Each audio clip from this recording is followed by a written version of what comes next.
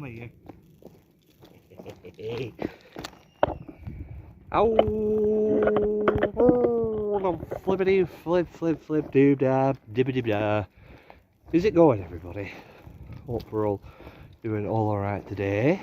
Back out for another wild camp, and today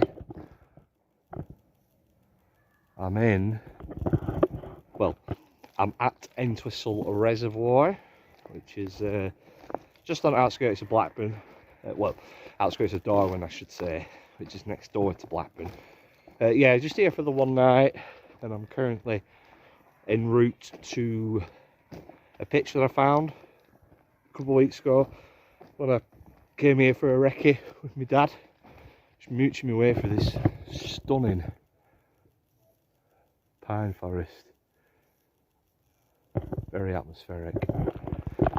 Yeah, only here for a night, so yeah, just on my way now. And if you want to see what I get up to on this latest adventure, please stick around.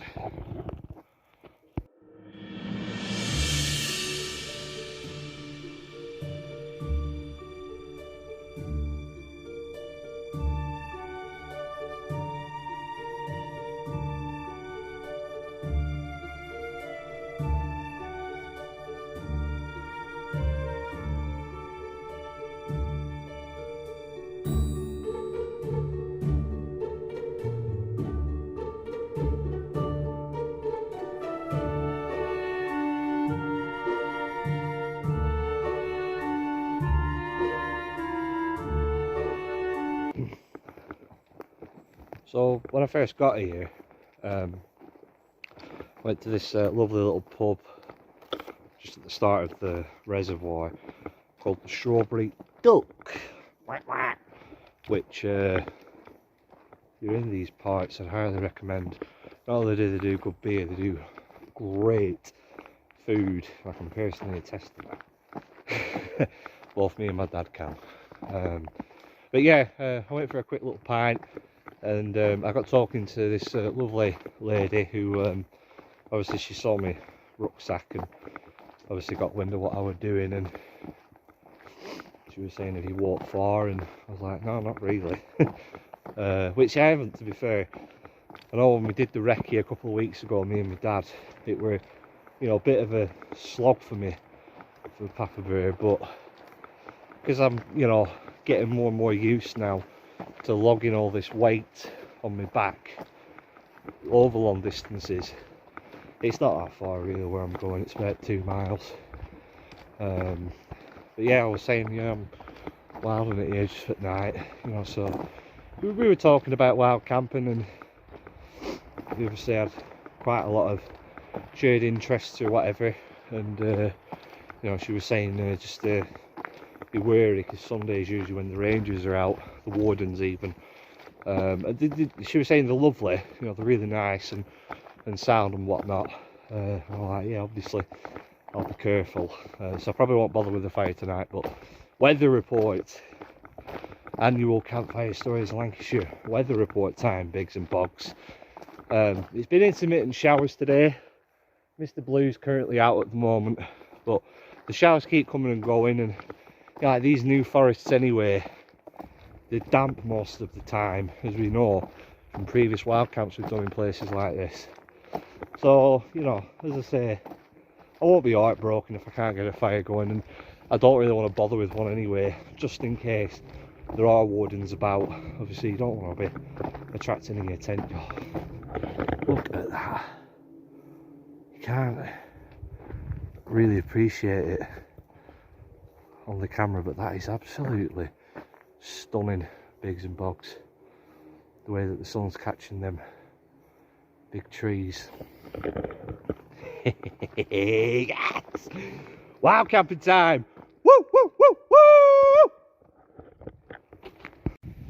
Hey up, let's look in here. Any trolls? Any trolls in there? No? Alright. Forget it then.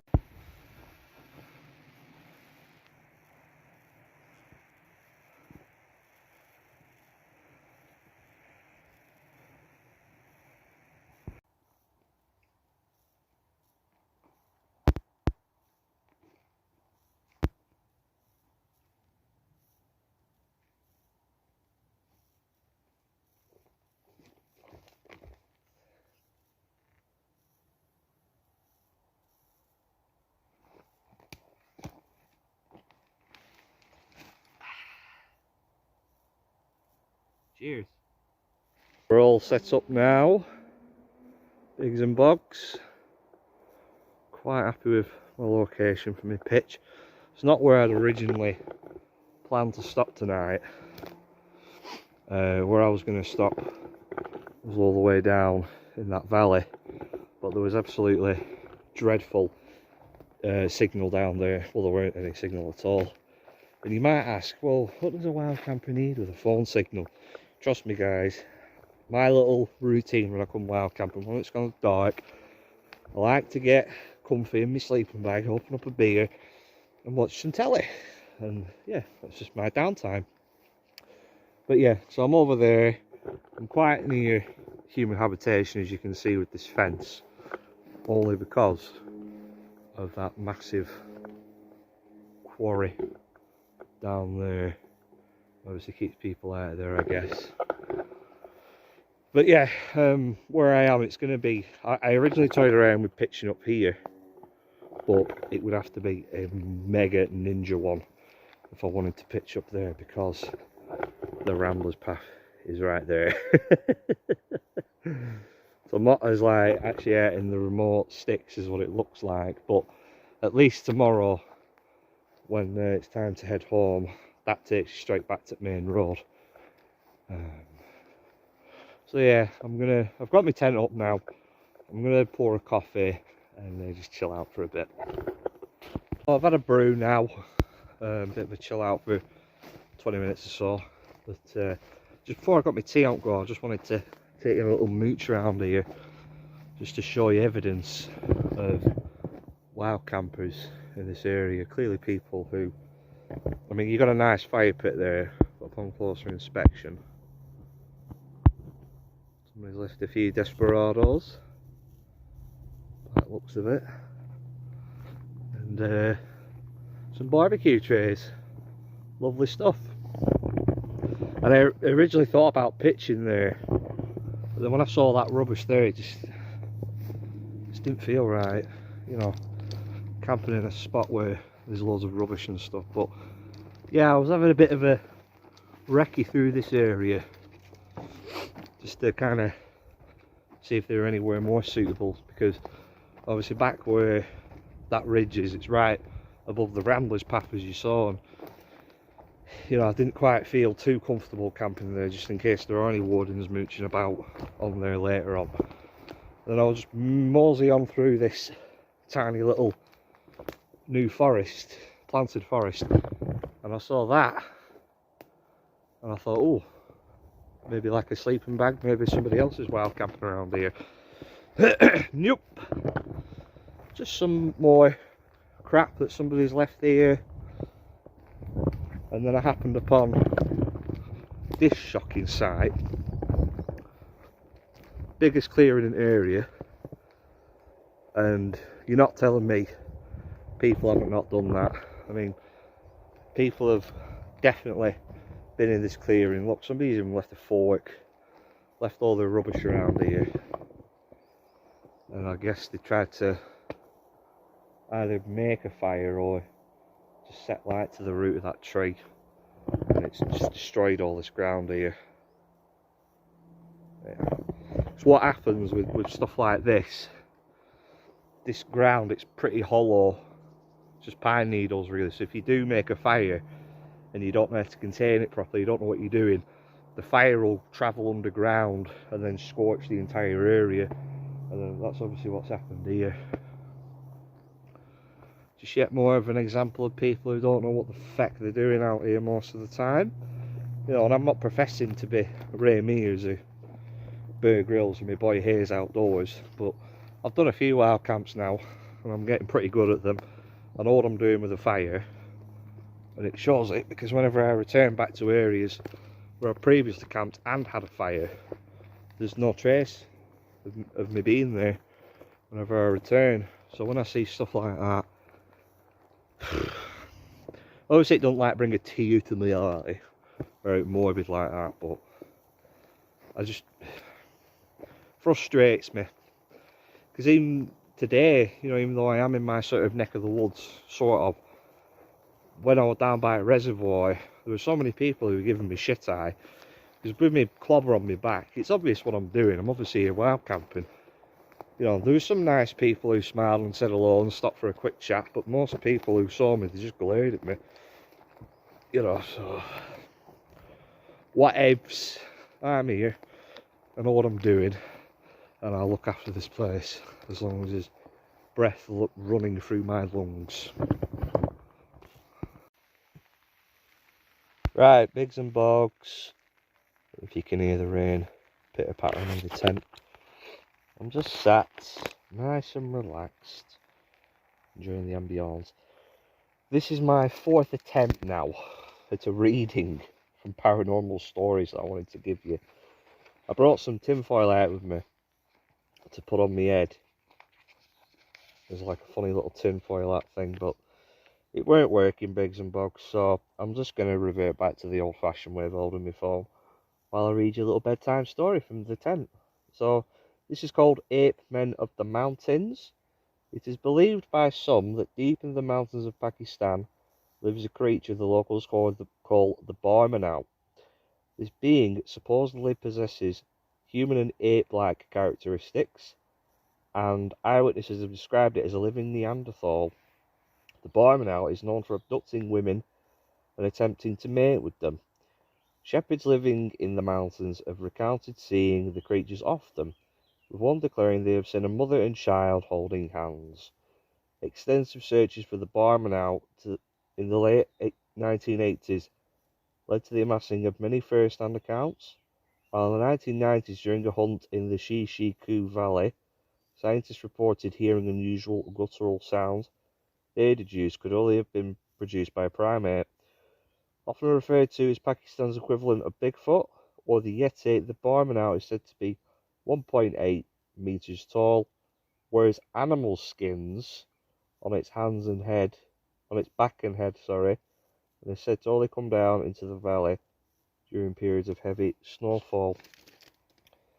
Mega interesting stuff, that, because I've heard about accounts of Neanderthal type creatures up in the Alps in Europe, which obviously is a bit further away than the Middle East, but it's interesting stuff how it describes the Barmanau wearing animal hides, because, you know, Neanderthals, it's believed they were a type of human that went extinct about 10,000 years ago. The belief being that we caused their demise either through outcompeting them, or we probably bred with them and interbred with them, I should say, and sort of mingled them out that way. But, you know, it's still an interesting notion, you know, the whole description of beings with animal hides living nomadically in remote areas of wilderness in Europe and Asia. So, are Neanderthals still out there, guys? Are they still out there, bigs and bogs? Who the heck knows? Right, that better be right. I've recorded that 4 times now.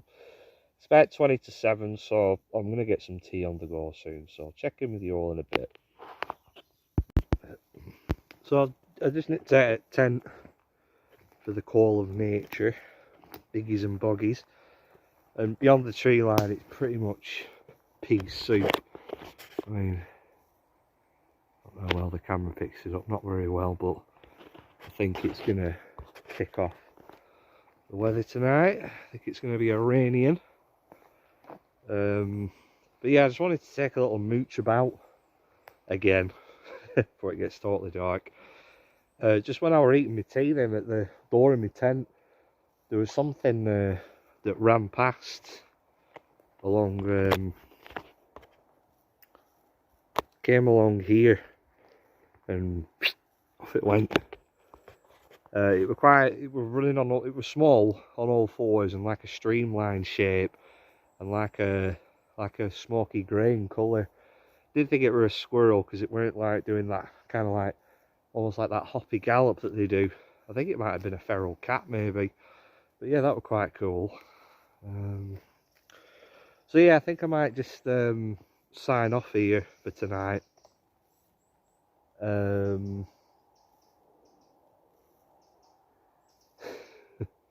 There's a weird energy in this place, not majorly, but I picked it up before when I came up here. I don't know, not majorly off energy, but little blips like beep beep beep beep on my spiritual antenna. So yeah, we'll see if anything comes and says hello later on when it's gone dark, but hopefully not. Yeah, I'm going to sign off for tonight and get in the tent and get a nice cold beer down me. And I've got some warm food in my belly. Give my dad a ring in a bit. And it's the 2 minute silence tonight for Queen as well at 8 o'clock. So at 8 o'clock, all devices will be going off in my tent and I'll just be sitting in silence for 2 minutes. So yeah. So yeah, that's it for today, Digs and Bogs. And yeah, I'll see you all in the morning.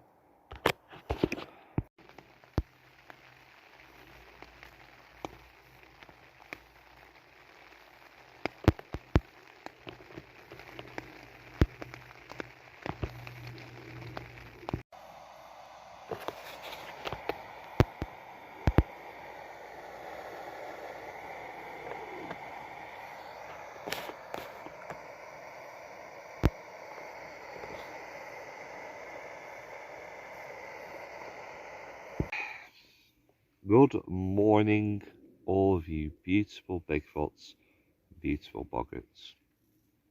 Another night in the wild. Smashed. Slept pretty good. Overall, obviously didn't have a fire last night. So I would brace myself for a bit of a cold 'em. But I was, I was nice and warm. Excuse me. Pretty nice and warm in here. Yeah, went to sleep quite early, about 10 past 10, 20 past 10, something like that. Woke up about 5, needed a wee, got out of the tent, had a quick wee, jumped back in, tossed and turned until about 6ish. And then I managed to nod off again.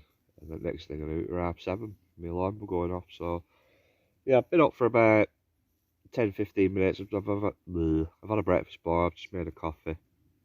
Just going to chillax for a bit and then get back down. But yeah, it was weird because it was a noise that woke me, and it was like a bird. It was some sort of bird chirping away. I think it might have been a magpie. Probably come down to it. It probably smelt me a ration pack, which is just in the doorway of my tent. So I opened up the tent, and I actually thought, give it a second, that there, that weird looking shape, colour, whatever. I actually thought it was like a little leprechaun, like a fairy or something that were watching me. So at a glance, it just looked like a bearded man just stood there, but I'm pretty sure it's just, if it is, he's doing a very good job anyway. But I'm pretty sure it's just a log that's sticking out of that bracken.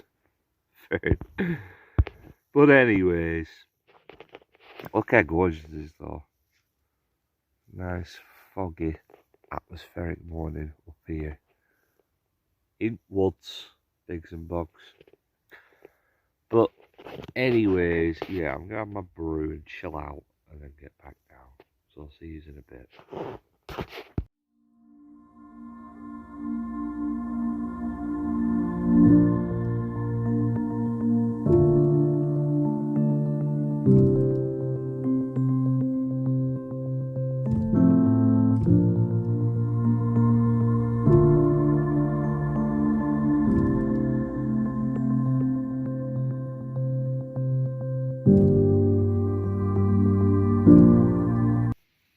There you go. To all the muppets who come out here, leaving all the rubbish around, that's how you do it. Leave no trace. You would never even have known I was there. But yeah, I just wanted to show you how pretty it is in here. If anybody's seen the latest Jurassic World, spoiler alert, dinosaurs end up in a place called Sanctuary in the highlands of Italy. And it's very, very, all this bracken fern, very, very similar kind of terrain. I just keep expecting Rexy to come out along there.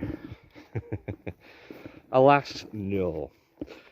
But yeah, I'm going to head back now to the main road to go meet my dad. And rather than... I could have just gone straight down from that ridge there, but don't really fancy slipping and twisting my ankle. So I'll come back in the way that I came. Hopefully I can remember it. Because again, like, just look at it. All looks the same to the untrained eye. But if you're an experienced outdoorsman / wild camper, like I am, well, maybe not that experienced, but I should be able to find my way ahead of you. I'm heading in the right direction, so you can't really roll too wrong there. So yeah, see you in a bit. Not bad at all, bigs and bogs. You won't think you're in bloody Darwen, would you? What's that, Pacific Northwest? All that foggy background there. Lovely stuff. But yeah, that's it. Number 15 in the bag. 5 more to go to reach my target. And maybe even more. Who knows? Maybe we'll go over target. Maybe we'll exceed expectations, bigs and bogs. So, but yeah, I'm just heading back now to the main road to meet my dad. So I'm going to wrap it up with another great wild camp. And I'm enjoying the changing seasons that I'm seeing when I spend a night out here. Yeah, it's just phenomenal, bigs and bogs. Because them wild camps in heat waves and warm weather, it's easy because you know that you're guaranteed decent weather. But when, you know, the weather's on the tiptoes of kicking off or whatever, it brings a whole new dynamic to it. So anyways, yeah, I'm again looking forward to that day I wake up in my tent and outside it's just covered in snow. So yeah, you made it through to the end of the video. Thanks as always. Leave us a like, leave us a comment, sub if you haven't, don't have to if you don't want to, and yeah, see you all further on down the road. Bye bye.